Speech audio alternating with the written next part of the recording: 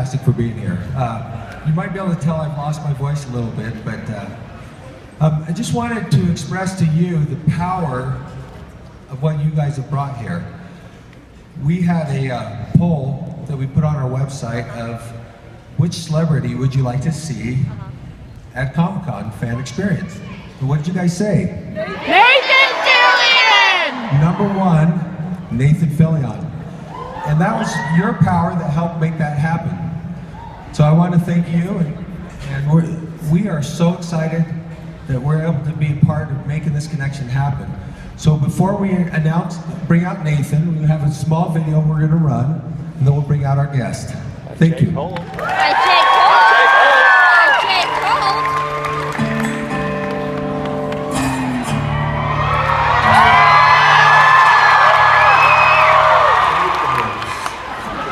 This problem that plagues our city.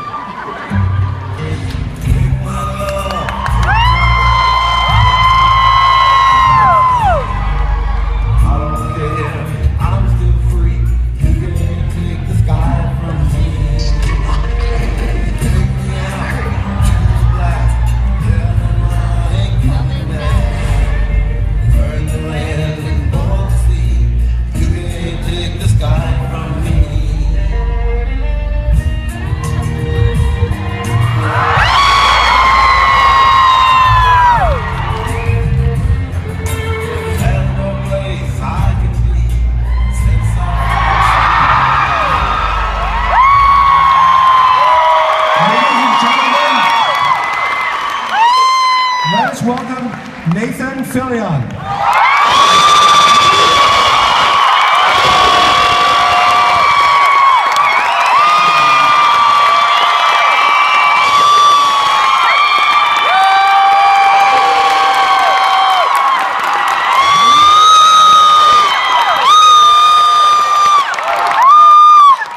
We have to do the shameless plug so we can see all of you. Yeah, you have to smile though, okay? Make sure you smile. Yes.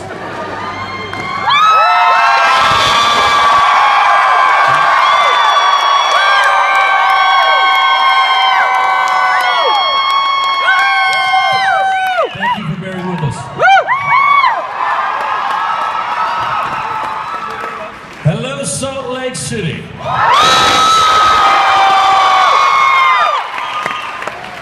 Anyone here local?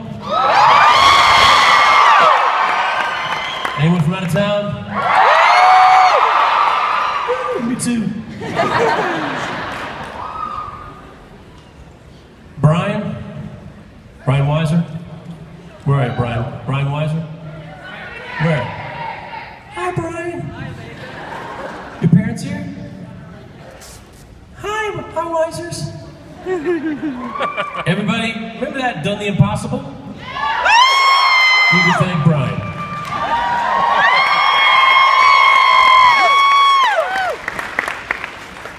So welcome to the South Ballroom. Captain Mal, Captain Hammer, and Nathan Fillion.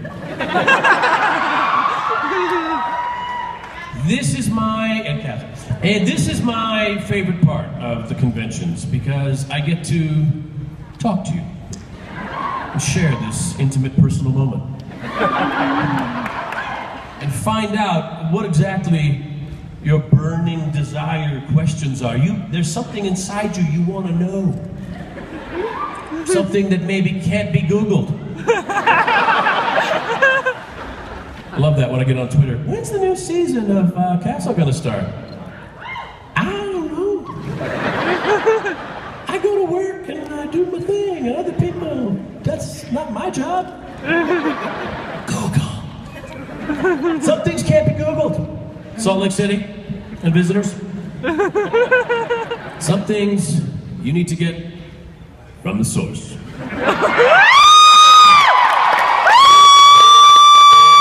Me.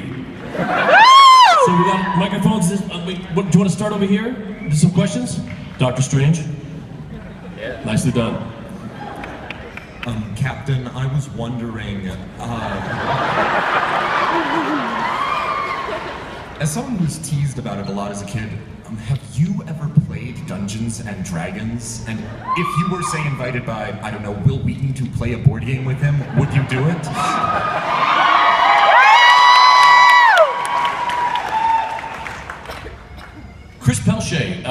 mine in 7th grade, and he invited me over, and his older brother was the dungeon master, and we were playing Dungeons and Dragons. It took so long. When is something gonna happen? My favorite part of playing Dungeons and Dragons was rolling the dice and figuring out my character and then drawing him. This is my guy. That's that sword we were talking about. It's not bad. But I found the game itself to be a little drawn out. But my favorite part about playing the game was drawing things out. Anyway. Would I ever play a board game with Will Wheaton? My practice is never start playing a game you know you can't win.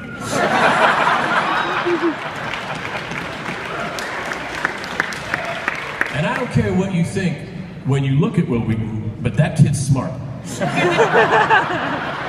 Take it from me. Thank you very much, Fred. Was there another one on this side? Is there another question? 2 pounds. Yes, you've clearly had a lot of experience working with Joss Whedon. Clearly.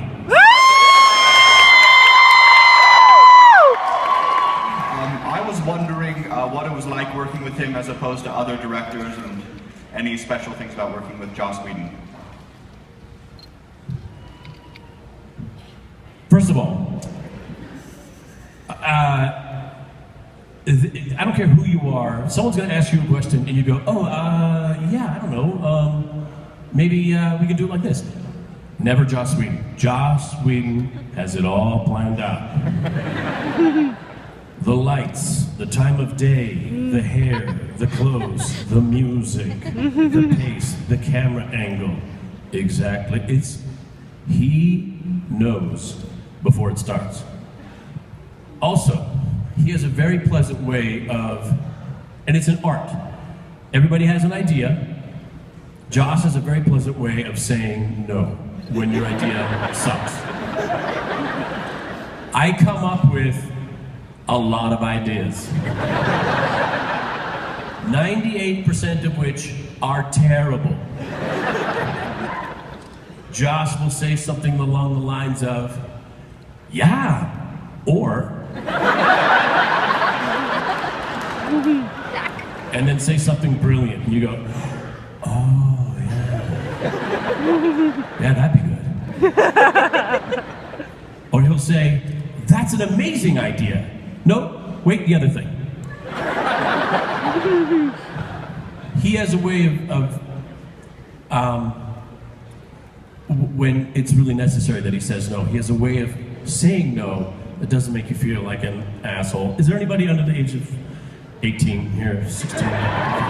Sorry, a-hole or dummy. Let's say dummy. He has a way of not making you feel like a dummy. Excellent question, both of you. Over here? Hi, my name is Seth, and I was curious, do you have waking nightmares or you just try to ignore it, the role of the whiny little crybaby in Saving Private Ryan?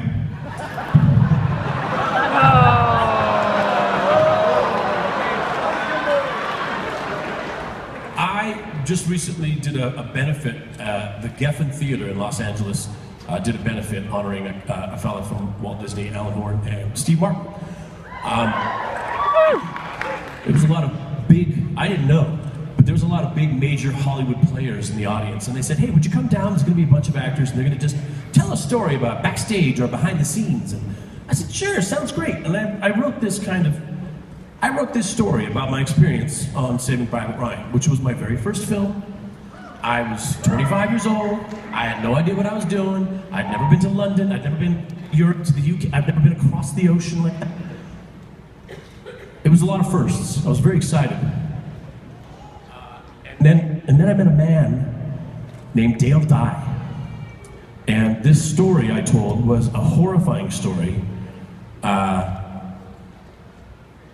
where this fella, Dale Dye, joined the Marine Corps in 1964. He had 31 combat missions, 2 Bronze Stars, a Purple Heart. This guy is a hard ass. And now he's a military advisor for films. And he's the guy who put the cast of Saving Private Ryan. Did you ever hear that story? They went through basic training, and then one night they said, this blows, let's not do this anymore. And they said, let's take a vote. And the only person to vote to stay was Tom Hanks. And they all went, all right, we'll stay too. They'll die. I came out and I'm all dressed up in World War II outfit. And all the background, they're all British military personnel. They're all dressed up in World War II outfits. Dale Dye comes strolling out and he starts setting his background. He goes, you, I want you over there by that building. You, over there by that dead horse. And he comes to me and he says, you see that pile of bricks way at the end of that road? I want you on the other side of those. I said, oh, because someone had just told me, hey, stay right here. Steven Spielberg will be right here, and he'll tell you where he wants you to go. So I had my orders.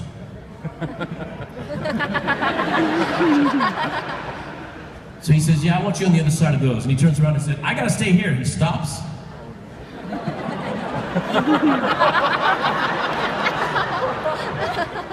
He's dressed up in World War II outfit too. And he outranks me.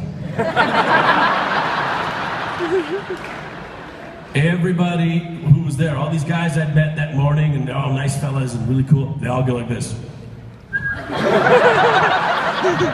Except one guy's doing this.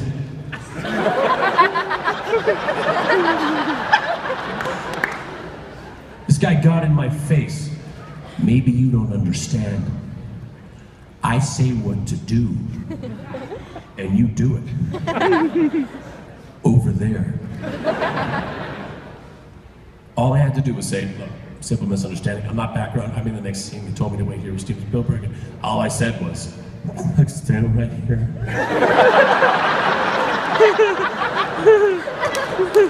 And I was so close, I could feel every word on my face. We're gonna try this one last time. And if you don't do what I say, here's what's gonna happen. And all of a sudden Steven Spielberg comes out and goes, hey Nathan, great, come on over here, this is what we want you to do and this and that. And I look back and there's Dale Dye.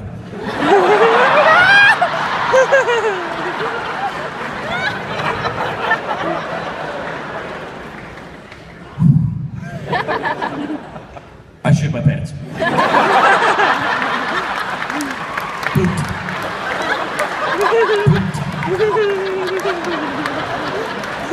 So that's the only nightmare I had. That was a long story. I'm so sorry. That was it. I'm gonna see how well I do. All right. Explode. I don't want to explode. I said no grenades. Oh. Is that it? No. I failed. In fairness, when was the last time you saw Serenity? This week. Yeah. It's my favorite movie. Yeah. Mine too. But, to be honest, when I think about the scene you're thinking about, I think about different things. I think about the fact that it took all day to shoot that top half. It's all one shot. When we go down the stairs, when we swing the camera back and catch the doctor and he goes down the stairs, during that swing, cuts to the next day, where he went next door to the bottom half of the ship. It was on a different stage. They had the bridge and the kitchen on gimbals. The whole thing would shake. So on this TV series, we would all just shake. Oh my God, and they shake the camera. In the movie, everything shook. All you had to do was stay on your feet. That's your job. So I think of a lot of different things. I don't think of the lines, I think, as much, but it's still, it's really important to me.